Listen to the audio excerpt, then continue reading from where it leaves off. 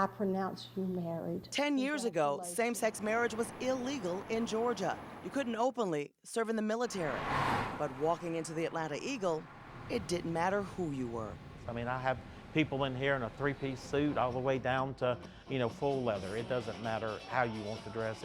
It's a place that you can come and be yourself and not be judged. It's 100+ years old. Richard Ramey, once a regular at the bar, has owned it for the last 22 years.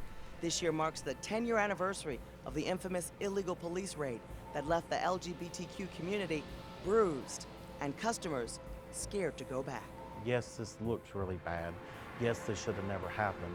We can't just all run back into the closet and hide. We've got to make a stand. Now, no one thinks twice about using their cell phone to capture interactions with police, says attorney Dan Grossman, who represents the Eagle.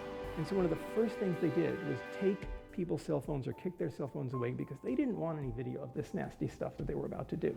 The violation of their rights so egregious, the events after the raid made it illegal for an officer to interfere with the public's right to videotape or even photograph police activity. People think about it as a gay issue, which to an extent it certainly was, right?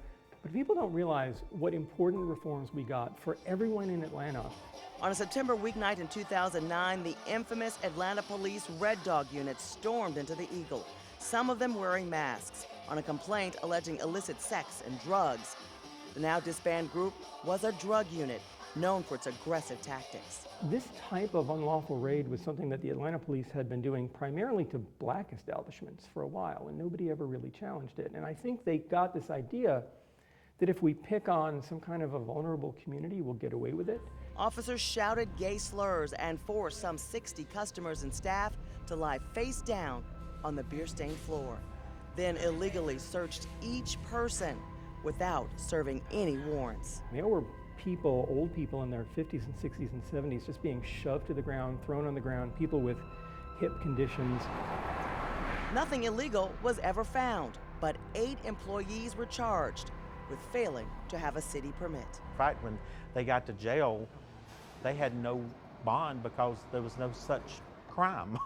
So they couldn't set a bond to something they never heard of. Ramey was off that night when his phone rang about 9:30. What in the world could have happened that would create such a force, a show of force from my bar? It took 3 years and a federal ruling before the city complied with the $1 million settlement to the Eagle and 24 plaintiffs.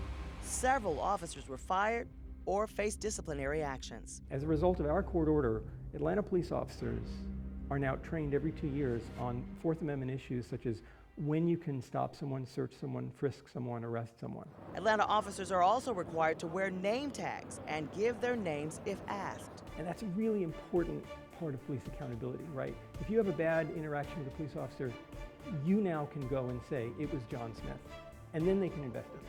Ramey says he holds no hard feelings against the Atlanta Police Department, and he's satisfied with the outcome. We started having a relationship and we started having dialogue. Well, that was a horrible night, but I think that night strengthened our police force. I think it educated some of them that didn't even know some of the things that they've learned through the years. I think that night has enlightened a lot of things in our city.